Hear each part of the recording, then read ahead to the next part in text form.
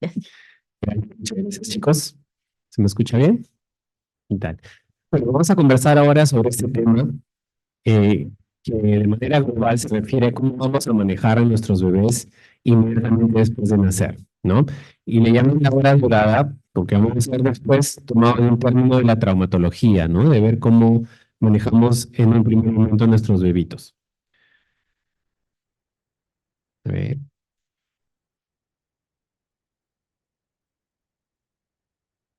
ahí está.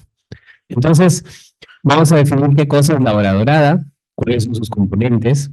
¿Por qué es importante tener protocolos de atención al recibir a nuestros bebés?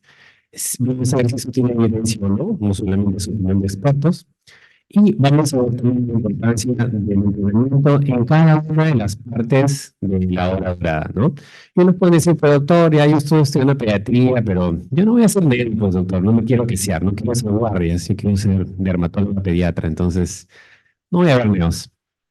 Es como postdoctor, ¿no? ¿Usted qué le gusta escoger una especialidad tan estresante?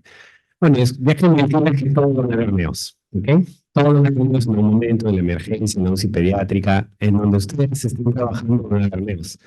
Un pequeño recordatorio de la época de la pandemia, no sé si reconocen a alguno de nuestros subespecialistas, por acá vemos un infectólogo pediatra, una neuróloga pediatra, trabajando en atención inmediata de recién nacidos, ¿no? Ya pasó esa época, pero siempre van a tener ustedes bebitos recién nacidos y los prematuros también. Entonces, es importante hablar de cómo nos vamos a preparar cuando recién nacido. Vamos a trabajar hacia este concepto, ¿no? La hora dorada. El cuidado de los bebés, en este caso debajo de su nacer, es una vida, ¿no? Se empezó a hablar de unidades, de la experiencia de las unidades. Esto se tomó como el trauma, ¿no? Como ustedes han notado de internos o internas en traumatología, pues han visto que en la primera hora crítica del paciente se toman muchas decisiones y mucho manejo que va a tener que ver con la repercusión y cómo le va a ir a este paciente después.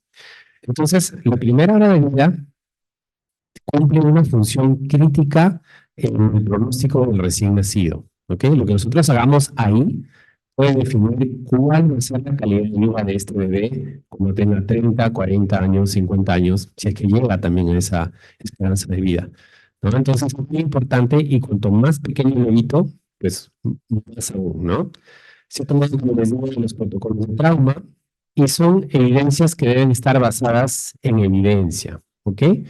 Ya ustedes no han visto, pero habían pues, cosas que se hacían por costumbre, como la mamá, por ejemplo, con una gestante a, a terminar su gestación, pues se le colocaban enzimas, se rasuraba el vello púbico, eran como medidas tomadas por sentido común, pero que al final no mejoraban el outcome de la atención de esta paciente.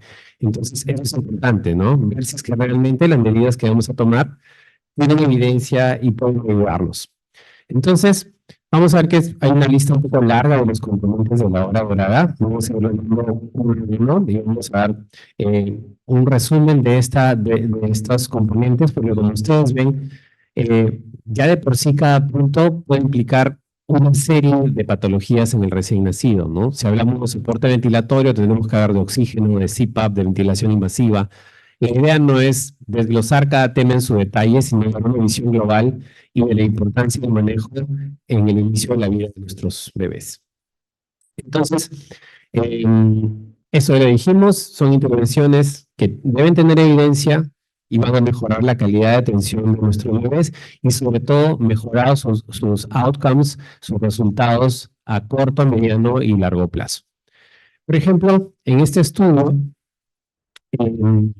prestaron atención a la pérdida de calor en los recién nacidos, ¿no? Y como vamos a ver en otra diapositiva también, los bebés pueden perder calor por conducción, por convección, por radiación, por evaporación. Y acá hay una lista de las medidas preventivas que se pueden tomar, ¿no? Por ejemplo, para evitar que pierdan calor, podemos tener un dispositivo que mantenga la temperatura en donde vamos a atender al bebé, con nuestras servocunas, ¿no?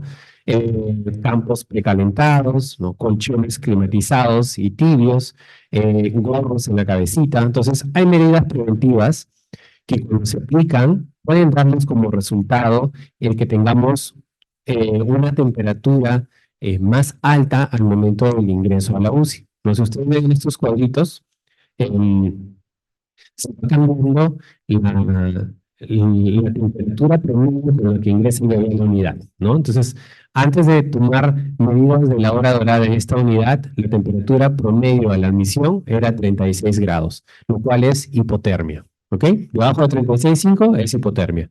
Cuando iniciaron a aplicar este protocolo, mejoró el promedio de temperatura y luego de haber hecho una revisión del protocolo y algunos ajustes, mejoró aún más. Y todo esto con significancia estadística, ¿ok? Entonces, las medidas de prevención de la pérdida de calor en los huevitos mejoraron el promedio de temperatura en la cual entran a una unidad. Y uno puede decir, pero ya, doctor, ¿qué diferencia hace que entre en 36 y 36,5? Lo que pasa es que la hipotermia empeora el pronóstico del niño e inclusive puede empeorar el pronóstico de sobrevida. O sea, solamente con la hipotermia ustedes pueden aumentar el riesgo de mortalidad de un recién nacido. ¿Ok? Entonces, este es otro estudio en una unidad en la cual también iniciaron medidas de la hora de oro y lo que estudiaron aquí fue el tiempo para empezar fluidos intravenosos, ¿ok? Que no es tan rápido como uno pensaría, ¿no? Si ustedes ven acá, el promedio, antes de empezar la hora de oro en minutos, podía llegar hasta 250, 300 minutos, casi 3 horas, ¿ok? Para iniciar fluidos endovenosos. Y luego de haber intervenido con el protocolo de la hora de oro, en un tiempo que vamos viendo que va más allá de un año, se logró disminuir significativamente el tiempo que pasaba antes de que el recién nacido tuviera ya una vía, en este caso una vía central. Aquí tenemos otra curva que nos describe cómo fue avanzando el tiempo que les tomó empezar antibióticos en esta unidad. Y de mismo modo, implementar un protocolo de hora de oro significó que se redujo significativamente el tiempo que pasaba antes de iniciar antibióticos en los recién nacidos que lo necesitaran, ¿no? No todos los bebitos prematuros van a recibir antibióticos. Entonces vamos a empezar primero con el componente de consejería y preparación. Realmente un profesional que va a recibir a un recién nacido, un pediatra, un neonatólogo, debería conversar con los padres antes del nacimiento del bebé, ¿ok? Acá en el momento se ha hecho de manera esporádica eso, y créanme que sí hace la diferencia, ¿no? Habiendo rotado en unidades de otras realidades, el padre puede estar incluso presente durante la reanimación de su bebé prematuro, puede estar al costado de ustedes y puede estar mirando la reanimación. Acá tenemos una tara de que no queremos que los papás vean lo que hagamos porque pues pueden ver que hacemos algo mal y de ahí podemos tener problemas médicos legales, ¿no? Pero lo ideal es que los papás estén involucrados en todo el proceso, desde antes de la llegada de su bebé, ¿ok? Entonces, sí hay que hablar de los riesgos. Los bebés prematuros tienen mayor chance de enfermarse y tienen mayor chance de fallecer comparado a un bebito de término. Y tenemos que hablar de riesgos en base a la edad gestacional. Va a ser diferente que tengan ustedes un prematuro de 36 semanas a que tengan un bebito de una mamá con preeclampsia severa de 28 semanas de gestación que tiene que terminar el embarazo sí o sí. El pronóstico y lo que uno espera es muy diferente cuanto más prematuro es el bebito. Entonces es importante tomar como referencia la edad gestacional y el peso del niño. Hay que informar a los papás y darles toda la información, ¿no? No ser proteccionistas y decir, no se preocupe, señor, acá el hospital es muy bueno, su bebito va a ir bien. No podemos ofrecer garantía nosotros con ningún paciente porque pueden tener complicaciones incluso los bebés con relativamente bajo riesgo, ¿no? Hay que acompañarnos en la toma de decisiones porque en realidad la decisión debería ser compartida. Y esto lo vemos, por ejemplo, cuando tenemos bebés que están en un rango de límite de la viabilidad. Si tenemos un bebito de 24 semanas que va a nacer, tenemos que conversar con los papás e idealmente hablar también de la posibilidad de la reanimación o de la no reanimación, ¿sí? Y puede ser diferente la actitud de diferentes padres, cada familia es diferente. Hay papás que pueden decir, no, doctor, este hijo lo hemos buscado, es nuestro tercer intento de fecundación asistida y es un bebé muy valioso para nosotros, queremos que hagan todo lo posible por él. Por el otro lado, ¿no? Sabemos que la mamá puede saber que su bebito tiene patologías congénitas, si nos puede decir, doctor, lo que no quiero es que mi hijito sufra. Entonces es muy importante conversar con los papás, acompañarnos e involucrarnos en la toma de decisión. Y hablarles de que el camino de un prematuro es como esta escalera, ¿no? Pues, hay momentos en los que vamos avanzando, hay días en los que progresamos, ¿no? Señora, su hijito ha ganado de peso, ha tolerado bien la leche, y al día siguiente, no, señora, su hijito se ha distendido, hemos tenido que regresar a la luna bienteral mínima. Entonces, hay que hablarles a los papás de que el camino es largo, vamos a estar con ellos, no siempre se va a ir hacia arriba, y va a ser muy variable, ¿no? Porque los papás pueden tener expectativas que no se ajustan a la realidad. Pueden tener un bonito de 900 gramos de 28 semanas y ya nos están preguntando cuándo se va a ir de alta, cuándo va a salir de la incubadora, ¿no? Entonces tenemos que hablarles y explicarles que estamos en un primer momento de mucho riesgo, de estabilización y acompañar a los papás en este proceso, ¿no? Es un proceso largo. Debemos tener un equipo preparado, nuestro personal debe estar entrenado en reanimación neonatal y debemos tener todos los insumos, ¿no? Que puede parecer algo muy lógico, pero no siempre es lo lógico, ¿no? Entonces es muy importante tener todo preparado. Esto es para hacer un intermedio en la presentación, un cuadro que me gusta mucho, es la joven del arete de perla, de Johannes Vermeer, hay una película incluso sobre ella, es una pintura muy bonita. ¿Qué más? El clampaje, si ustedes ven ahí el cambio, antiguamente hablábamos de clampaje tardío de cordón, ahora hablamos de clampaje oportuno de cordón. ¿Y por qué esto es importante? Simplemente estamos separando al bebé de la mamá. Es importante porque el momento en que decidamos clampar el cordón puede tener repercusiones fisiológicas sobre el bebé. ¿Por qué? Porque cuando el bebito nace, la sangre sigue fluyendo a través del cordón umbilical de la placenta al bebé, ¿no? Y ustedes pueden palpar el cordón y se va a sentir un latido. El cordón sigue latiendo y puede seguir latiendo durante varios minutos. Entonces, esto es algo fisiológico, que parte de la sangre que debería tener un bebé está todavía en la placenta al momento de nacer. Entonces, fisiológicamente, el clampaje debería hacerse cuando ya deje de latir el cordón. Y de manera operativa, porque cada bebé es diferente, se habla de que deben pasar por lo menos 30 segundos. Y realmente, si pudiéramos llegar a los 3 minutos, sería mejor, ¿no? Pero por lo menos 30 segundos. ¿Y por qué? Porque si ustedes ven en este cuadro, aquí a la izquierda tenemos la cantidad de sangre que está en la placenta y la cantidad de sangre que está en el bebé. ¿Ok? Entonces, hay un 35% de sangre del componente fetoplacentario, de todo este componente, el 35% de la sangre está en la placenta. Y conforme pasan los minutos, la sangre pasa de la placenta al bebé y llegando a los 3 minutos es cuando recién toda la sangre que podía pasar de la placenta al bebé ha pasado efectivamente. ¿Ok? Son 3 minutos. Entonces, y aquí hablamos, ¿no? La circulación placentaria tiene más o menos 110 mililitros por kilo y una tercera parte se encuentra en la placenta. Si nosotros clampamos el cordón inmediatamente, nace el prematuro, estaremos perdiendo la oportunidad de aumentar su volumen en un 30%. Es un objetivo importante. ¿Ok? Entonces aquí también para ver cómo va cambiando en el tiempo la sangre que está en la placenta y la sangre que está en el bebé y cómo si el tercer o cuarto minuto recién vamos a un mensaje completo de la bolita de este complejo placenta bebé llega a pasar por completo nuestro recién nacido. La posición importa, ¿no? Si es que el bebito está muy por debajo del nivel de la mamá, del nivel de la pelvis, pues va a haber un mayor flujo hacia el bebé, y al contrario, si levantamos al bebito, puede haber flujo de sangre del bebé de retorno hacia la placenta. Entonces, ¿y esto tiene que ver? Sí tiene que ver.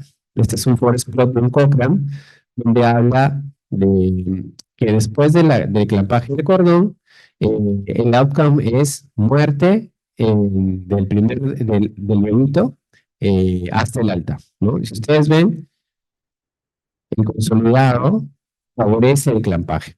Entonces, solamente con el clampaje oportuno del cordón, ustedes están mejorando el outcome de sobrevida de este recién nacido. Y vamos a ver que clampando el cordón vamos a necesitar menos transfusiones a la larga, y los prematuros necesitan transfusiones con mucha frecuencia, menos hemorragia ventricular, menos el necrotizante. ¿Ok? El control de temperatura. Como les hablaba, la hipotermia tiene que ver con el estado del bebé. Y con cada grado menos que tiene el bebé, la temperatura ideal, o sea, 36.5, con solo llegar con 35.5 grados de temperatura en la UCI, aumenta la mortalidad casi en un 30%. ¿Ok? Aumenta el riesgo de sepsis, de polisemia, de hemorragia intraventricular. Entonces, la temperatura importa. Y a veces, lamentablemente, todavía vemos en nuestra unidad que no logramos controlar esto, ¿no? Que el bebito va muy fluido a la UCI. Y eso es lo que les hablaba, ¿no? El bebito puede perder temperatura por evaporación, inducción, si está en una superficie fría, por convección, si hubieran corrientes de aire, y por radiación hacia el ambiente. ¿Ok? Entonces, ¿qué podemos hacer? Por ejemplo, para evitar la pérdida de temperatura por evaporación, secarlos bien, que el ambiente esté húmedo, dar oxígeno también, ¿no? Tener mantas térmicas y que no haya corrientes de aire. Eso es lo que estábamos conversando. ¿Y esto tiene alguna repercusión? Sí. Vemos en este estudio que busca eliminar la hipotermia y vemos de que mejora su estadística, no sé si se ve, ajá, el tipo de hipotermia disminuye significativamente tomando medidas como el tener una vacuna y el usar un colchón térmico y también envolturas de polietileno, o sea, bolsas plásticas. Algo tan sencillo como usar una bolsa plástica va a mejorar nuestro pronóstico, ¿no? Y aquí también. El riesgo de hipotermia disminuye mucho si usamos algo tan sencillo como una bolsa plástica. Y cuanto más pequeño el bebé, más importante mantener la temperatura. Como vemos en el bebito, hay bolsas que vienen incluso hasta con capucha. Pero si no tenemos eso, por lo menos envolvemos un bebito en todo el cuerpo, solamente queda libre la cabeza y esto va a disminuir el riesgo de hipotermia. Y en este caso no tenemos que secar al bebé. El bebé está mojado, tiene líquido amniótico y con todo eso lo envolvemos, no lo secamos. Cuanto más chiquito es el bebito, más importante no perder tiempo y envolverlo rápidamente en este caso en una bolsa plástica. ¿Ok? Este es otro Cochrane también que compara el usar bolsas plásticas versus el cuidado rutino, ¿no? Y cómo la temperatura mejora cuando usamos bolsas plásticas en sala de recepción del recién nacido. Esta es la Cervocuna, es un modelo Cervocuna que muchos de ustedes lo conocen en la sala de partos, que tiene una fuente de calor radiante, una superficie con paredes abatibles, y esto es abierto, de tal manera que podemos atender al bebito, pero se mantiene en un ambiente caliente. ¿Okay? Aquí vemos a la izquierda un bebito envuelto en bolsas plásticas, y lo otro que es importante también, el bebé canguro. ¿Sí? Eso también es importante, nos ayuda a regular la temperatura. De hecho, el bebé canguro nació en Colombia a raíz de una escasez de incubadoras. Colombia tiene una incidencia de prematuros muy alta. Casi el 20% de sus nacimientos son prematuros, menores de 37 semanas. Aquí estamos hablando del 8% más o menos. No había incubadoras suficientes, al no haber dónde poner a los bebitos, pues se lo pusieron a sus mamás. Creo que los bebitos que iban con su mamá les iba mejor que los que estaban en incubadora. Menos tiempos de utilización, menos de infección, menos más rápida, menos tiempo de hospitalización. El soporte respiratorio. Y esto es importante porque los bebés al nacer tienen que pasar de tener un pulmón lleno de agua a un pulmón lleno de aire. ¿Sí? Ese proceso se da de manera natural en un niño término que cumple con todo el mecanismo de la labor del parto. En un prematurito no pasa esto. Y podemos necesitar dar oxígeno, como arriba, con casco cefálico, con cánula nasal, con CPAP, ya con tubo endotraqueal. Ahora, el oxígeno es algo que nos va a ayudar, pero también es un fármaco. El oxígeno no es solamente aire, es un fármaco que tiene indicaciones, que tiene funciones muy beneficiosas, pero que también puede ser deleterio. Y tenemos que recordar que un bebé parte de una saturación muy bajita, ¿no? Debajo del 70%. Y no podemos pretender que cuando iniciamos la reanimación, la saturación de este mundo llega a un rango normal, ¿no? Del 90%. Si ustedes ven ahí el recuadro en rojo, recién a los 10 minutos, uno espera que un bebé recién nacido pueda llegar a una saturación de más del 90%. Por eso es importante que cuando reanimemos a los prematuros, no debemos empezar con oxígeno al 100%. Debemos empezar con un oxígeno al 30% y luego ir titulando. ¿Ok? Durante 35 semanas empezamos con un tiempo de reanimación. Todo esto mejora el pronóstico del bebé. Si el niño presenta dificultad respiratoria, no mejora con el oxígeno con cánula o libre, ya podemos usar un dispositivo llamado CPAP. Es un dispositivo que nos da presión positiva continua en la vía aérea. ¿Sí? Ese es el reanimador conocido como NeoPAF, que nos permite dar CPAP con máscara en la sala de partos. ¿Sí? Ese es el CPAP que nosotros vemos que ustedes dan cuando reciben un bebé prematuro. En sus manos están manteniendo el reclutamiento de este bebé. ¿Sí? Entonces es muy importante porque si no damos presión al pulmón del prematuro, se va a reclutar y va a telectasiarse. El CPAP se puede dar en la sala de partos con máscara, puede ser con prong nasal, puede ser con máscara nasal. Hay diferentes interfaces. Aquí brevemente vamos a hablar del líquido amniótico meconial. No es frecuente en los bebés prematuros, pero puede pasar. Y no es importante porque antiguamente se intentaba aspirar el meconio antes de que el bebito tome aire. Y se ha visto que eso no mejora el pronóstico. ¿Sí? Entonces, le van a escribir cosas como que salía la cabeza del bebito y lo probaban antes de que salga el cuerpo. No sé cómo lo hacían, pero está escrito. ¿Ok? Cuando tenemos un niño que tiene líquido meconial, pero el niño es vigoroso, procedemos a la reanimación como cualquier otro recién nacido. Solamente si está muy deprimido, pues podríamos intentar intubar un bebito con líquido meconial.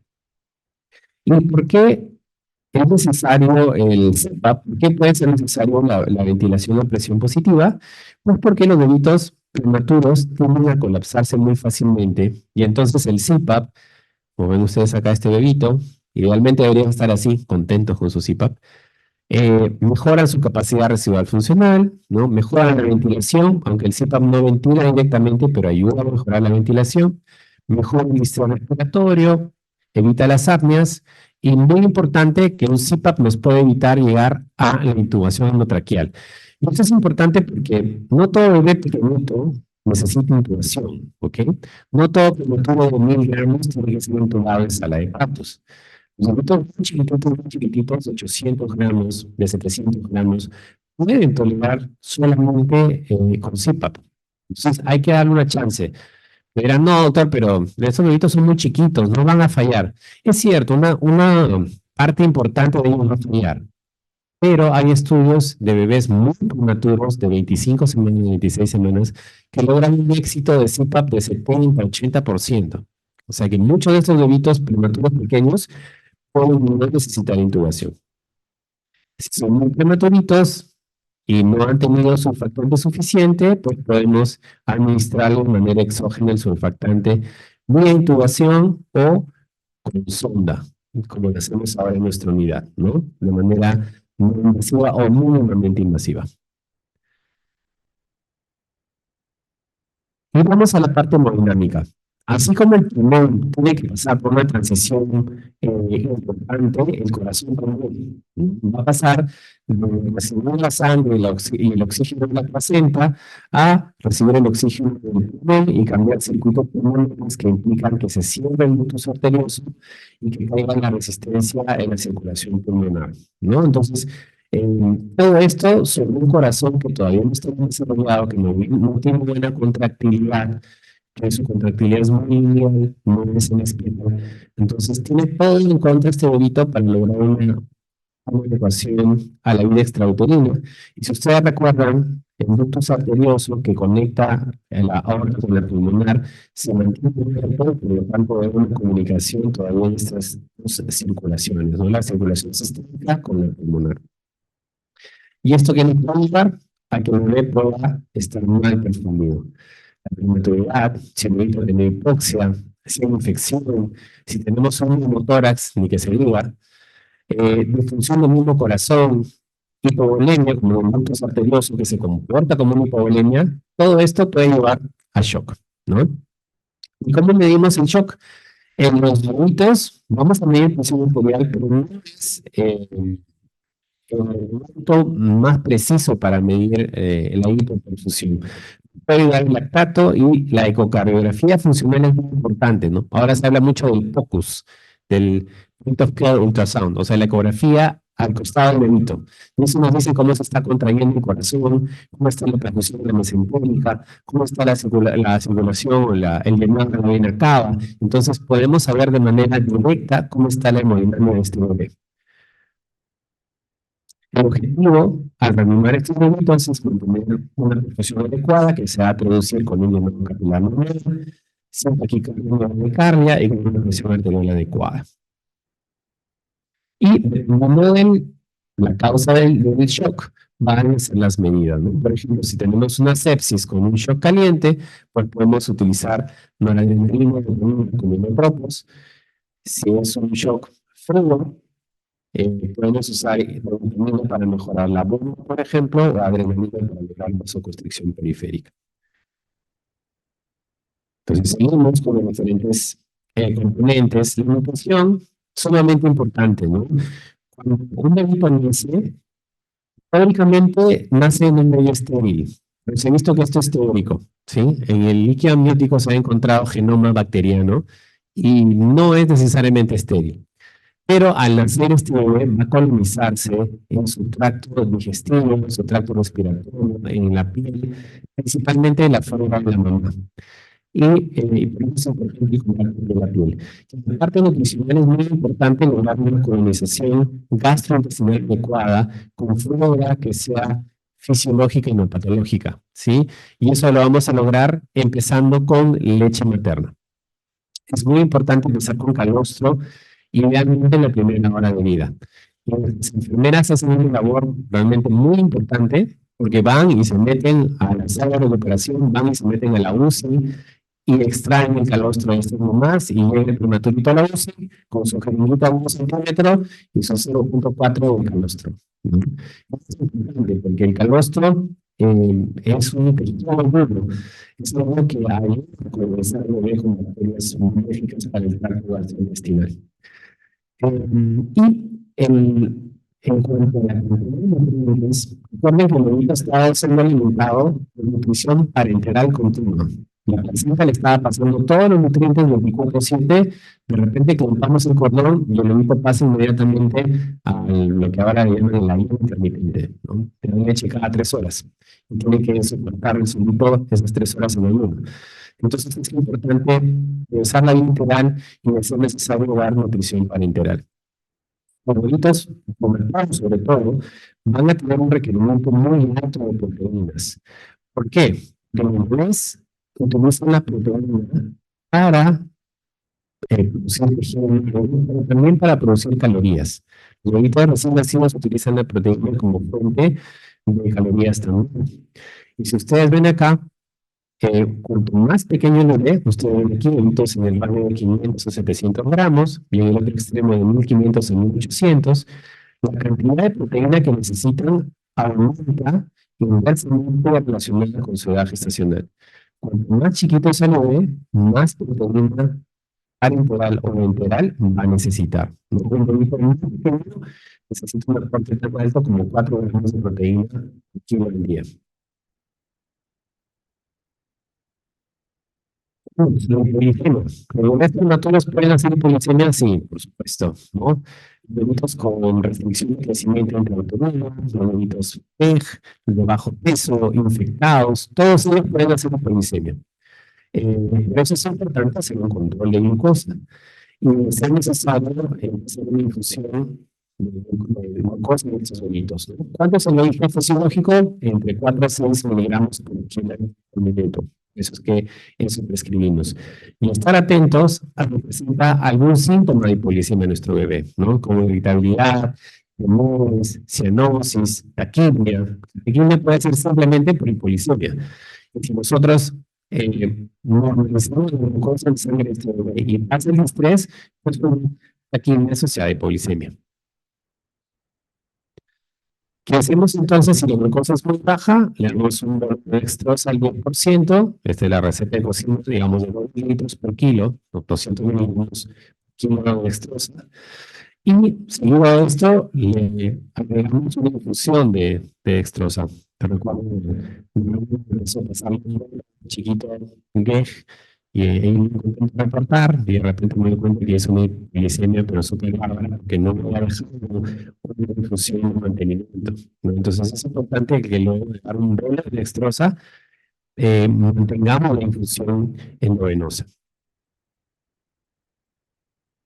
Que hablamos de un poquitín de lactancia materna, pero hoy en día es importante la nutrición, es importante con la medicina gastrointestinal, es importante la prevención de gastroenteritis, perdón, de enterocolitis necrotizante, entonces la lactancia materna va a ser súper importante. En cuanto a prevención de infecciones, esto se debe a que los bebés recién nacidos o los prematuros con un razón tienen mayor vulnerabilidad frente a los patógenos, ¿no? La sepsis y la prematuridad son las dos causas que contribuyen a la mayor carga de morbilidad y mortalidad neonatal. ¿Sí? O sea, es muy frecuente que un bebé se infecte y por lo tanto eso aumenta su riesgo de fallecer. Los síntomas pueden ser muy variados, entonces por eso hablamos de cómo evaluar un poquito recién nacido y cómo saber si tiene sepsis o no. Es muy difícil, porque el niño puede tener somnolencia o puede tener irritabilidad y está infectado, puede tener hipotonía, sus reflejos pueden estar muy bajos, pero no solo la sepsis causa estos síntomas. Entonces, las señales de infección son muy específicas. ¿Cómo podemos prevenir las infecciones? Súper importante el lavado de manos. Cada vez que ingresen ustedes a una unidad, tenemos que lavar las manos. Cuando atendemos a los bebés también, respetar los 5 tiempos de lavado de manos y cuidar mucho también la asepsia en la colocación de catéteres, en la realización de procedimientos, ¿no? El cuidado de acceso a la ventilación también y el enfoque con niños, o sea, el hacer protocolos de atención en el modo de infección de estos bebés. Eh, ¿Cuándo debemos sospechar infección? Cuando hablamos de un NPI, un neonato potencialmente infectado, tenemos que partir de los antecedentes de la mamá. Si la mamá tiene infección urinaria, si la mamá tiene una sospecha de corionitis, ¿no? Si también tenemos alteraciones en el monitoreo del bebé, como taquicardia, de la mamá, del bebito, leucocitosis, todo eso nos dice que el bebé tiene un mayor riesgo de una infección, ¿no? Y en cuanto a la ruptura de membranas, para nosotros, como pediatras, el punto de corte va a ser de 18 horas. ¿No? Es diferente el corte para ginecología. Ellos consideran un tiempo para el bebé mamá, pero para el bebé, el mayor riesgo es como las bebés están tratando de 18 horas. ¿Ok? Si se plantea una sepsis, idealmente debería ser iniciado el antibiótico dentro de la primera hora. Es lo que suele suceder, ¿no? Si ustedes han ingresado pacientitos en la UCI, hasta que el momento, en primer lugar, es aceptado, tiene su cupo preparado, la incubadora, la colocación de la vía. El antibiótico no suele colocarse dentro de la primera hora, pero es muy importante, ¿no? Entonces, ¿qué solemos empezar cuando tenemos una sospecha de infección? De acá nuestros amigos recién ya son expertos en sepsis temprana. ¿Cuáles son los grupos de gérmenes, los 3 grupos de gérmenes que producen sepsis temprana con mayor frecuencia? A ver el toque. ¿Y coli? ¿A eso se refiere? Ajá. E. coli, no te robes todo, acá vieja, Leo. Listeria es el... Listeria. Strepto. Bueno, entonces, tenemos esos gérmenes. ¿Cuál es la cobertura antibiótica? ¿Qué le damos y para qué germen? ¿Qué es Camilo?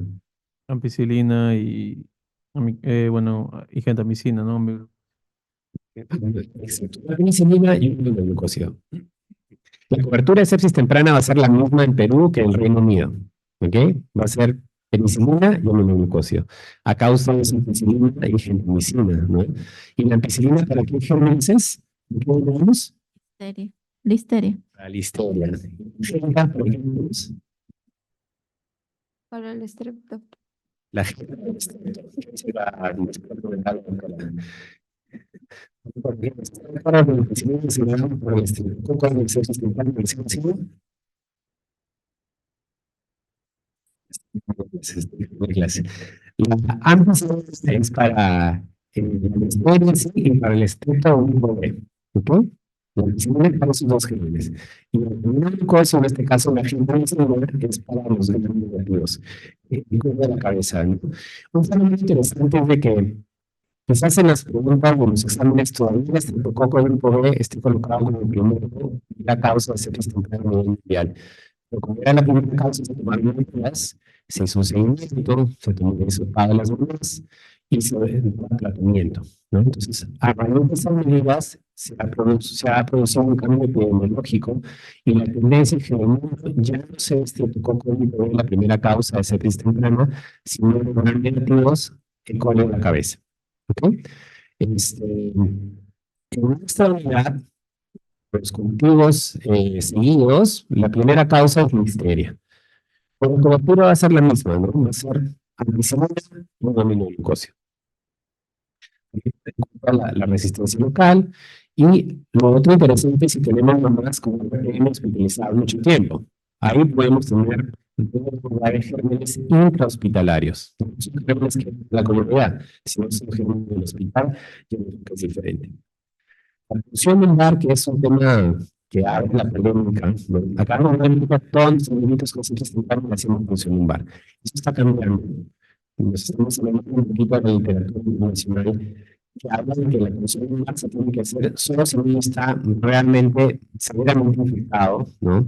Si tiene un cultivo que está creciendo o tiene clínica neurológica. Que era lo debatible, ¿no? O sea, ¿quién es el experto en ver si el recién nacido está encefalopático? ¿Este prematurito está encefalopático o es simplemente una prematuridad que no tiene está hipotímico, ¿no? Entonces, es un poquito debatible el tema de la función lumbar, pero en general la literatura recomienda no pasar por el tiempo, sobre todo en los más chiquitos, porque puede asociarse a hemorragia intraventricular, ¿no? Sí o sí, cuando tenemos un cultivo positivo y cuando el niño está severamente enfermo, una clínica neurológica evidente, ¿no? La proteína C reactiva es interesante. Usted va a ver que la PCR se la pide a todo el mundo, ¿no? Los lactantes, se la piden hasta los 18 años que dan todos los niños. No, no tiene mucho sentido. Y SARS no la tiene en la licitación, pero no dentro de la primera hora. A partir de las 2 o 24 horas tiene un mejor rendimiento. Hipotermia, que no está pensada para prematuros, es un mecanismo, es una herramienta terapéutica en bonitos que tienen una hipoxia severa, que una asfixia, psicoisquémica, es una herramienta para tratar de detener el proceso inflamatorio, tratar de preservar las células neuronales que todavía están viables. No se utilizan prematuros, usted ve aquí los estudios recomiendan realizarlo en un bebé de 2 kilos, mayor de 36 semanas. El bebito prematuro más pequeño tiene una forma diferente de producción de hipoxia, en realidad no hay estudios que demuestren que la hipotermia sea segura en bebés más chiquitos, ¿sí? Que la hipotermia nos puede dar hipotensión, trastorno de coagulación, hipolicemia, convulsiones, entonces no es inocuo. Hay algunos criterios para pensar que el niñito necesita hipotermia, como helada que esté alterado, un pH muy bajo, una exacerbación muy alta, un agua bajo, si tenemos un evento centinela, ¿no? La encefalopatía clínica, ¿no? Crisis convulsivas, Entonces, hay una serie de criterios para decir si no cumple un diagnóstico de encefalopatía isquémica y si necesita hipotermia. Si decidimos usarla, tienen que empezarse pronto y existe la hipotermia solamente a nivel de casco cefálico y hay hipotermia corporal total. Nosotros tenemos estos equipos y hacemos la hipotermia artesanal, con un yodo, que no es igual, pero realmente lo tenemos en mano. Los laboratorios tienen que hacerse de manera temprana, tratando de hacer manipulación mínima. ¿Qué quiere decir esto? Que el bebito prematuro no podemos enfocarlo como un recién nacido, porque cada toma de muestra puede tener problemas, puede causar consecuencias en el bebé. ¿Qué creen que puede pasar en el bebito solo por una toma de sangre? ¿Qué es lo peor que creen que le puede pasar? Muy prematuro. Pandemia, si es una sensibilidad, sí, ¿no? Y el muestreo seriado puede causar anemia, sí. Infecciones, claro, si no es una asepsia. Ya lo que con solo tomarle nada, porque nos preocuparon, tenemos que tomarle nada como sea, lo pinchamos bien de ese amiguito, que si no, no vamos a acusar con el jefe de residentes o con el coordinador de residentes. Puede haber también necrosis, pero que el prematuro puede pasarle solo una toma de muestra. Hemorragia intraventricular. Solamente por tomarle un medicamento, porque es el plan y tenemos que cumplir con entonces le tomo, ¿no? Y esto puede causar algo tan complicado como una hemorragia intraventricular. Se puede tomar hemograma, cultivos, hagas, radiografías. Y la radiografía nos ayuda mucho también a detectar diferentes patologías. El monitoreo es súper importante. Si ustedes ven los pulsos, tenemos monitores por todos lados, la frecuencia cardíaca, la frecuencia respiratoria, la presión arterial, ¿no? Podemos monitorizar el CO2, la saturación. Hay monitores continuos de glicemia, el NOS, que es para ver la perfusión cerebral. Tenemos que registrar todo esto, ¿no? Es muy importante en la toma de decisiones como médicos y además también un poco de aspecto legal, ¿sí? Nada que no esté escrito en la historia clínica existe. Usted dice, no, doctor, pero sí, la enfermera dice, yo le puse el antibiótico, doctor. ¿Dónde está registrado? No está registrado, ¿no? Y usted reanimó el segundo, sí, yo lo entubé al primer intento. ¿Dónde está registrado? No está. No está escrito en la historia clínica, nunca pasó. Y esto tiene repercusiones legales también, ¿no? Entonces, nos ayuda a tomar decisiones y también es lo que debemos hacer por el aspecto médico legal. Y finalmente, comunicación con el familia. Es muy importante el establecer un vínculo con los papás. Los papás deben ser informados en tiempo real. Así como nos llega un momento a tener un shock de temperatura y su estado puede cambiar en minutos, y es importante, es muy bueno familiar, pero no tenemos que ser vecinos, no hay que conversar, cuéntame se pueda con la mamá, con el papá, con el familiar, decirle cómo está el niñito, qué se ha hecho, cuál es el tratamiento que se ha iniciado. Porque son muchas, ¿no? Los consentimientos informados también son importantes para los procedimientos que tenemos que hacer. Y eso es algo que no solemos hacer, ¿no? Conversar con el ginecólogo. Hay ginecólogos o ginecólogas que se sientan en un lugar y vienen, sobre todo los más asfixiaditos, ¿no? Vienen y preguntan por el bebé. Y eso es importante, ¿no? Que no sepan cómo nos va. Oye, ¿qué tal me fue sacando este bonito en estas condiciones? Estuvo bien,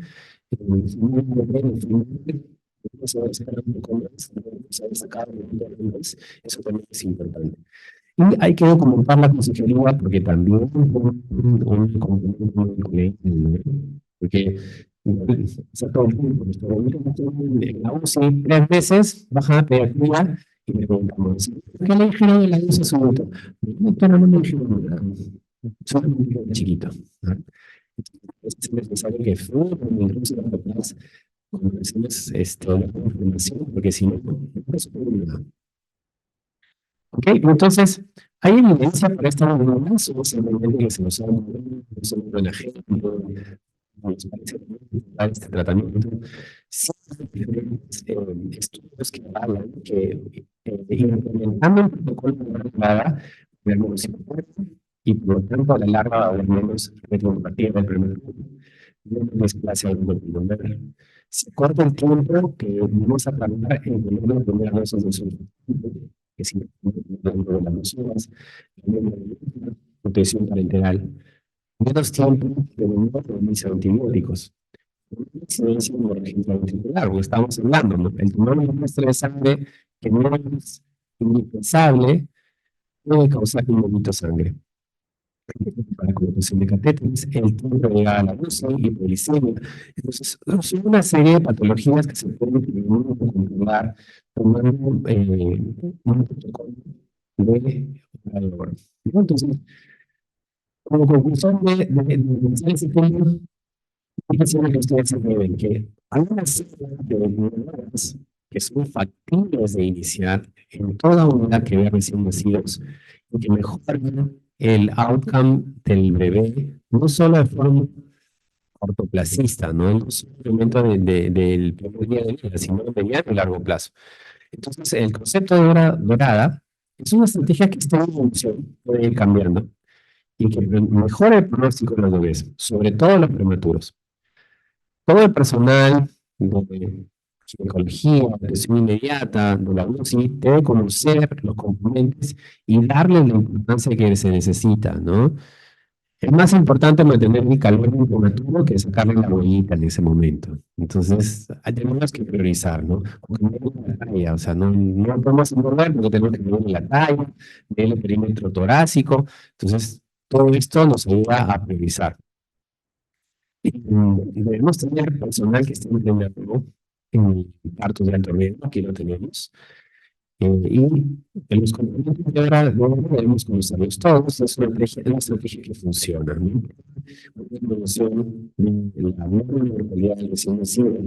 ¿Para qué? Para que cuando esa bebé se vaya de la UCI, se va graduado de la UCI, en inglés, ¿no? El NICU graduate, sea un momento que se vaya con menos patología, con menos secuelas. En primer lugar, ¿no? Porque nuestra niña es muy bien. Y como esta se vaya a casa, pueda tener una calidad de vida que sea buena, que el niño pueda crecer, desarrollarse, ir al colegio, caminar. Todas esas cosas las podemos decidir nosotros en esta hora de oro. Y creo que puedan tener calidad de vida junto con su familia, ¿no? Que al colegio, que caminen, que corran, que tengan demostrado con traqueostomía, con gastrostomía, con parálisis cerebral. Y ustedes lo ven, ¿no? Lo ven en emergencia, se ven en servicio de hospitalización. Hay cosas que quizás no se pueden prever.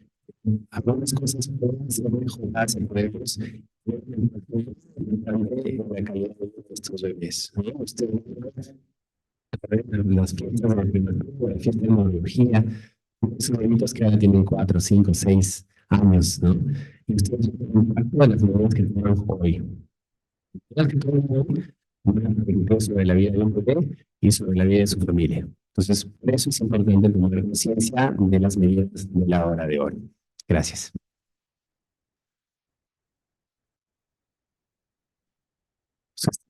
¿Alguna pregunta?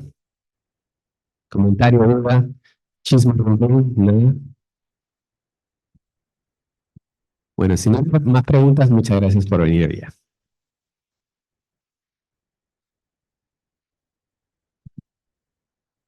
Muchas gracias, doctor.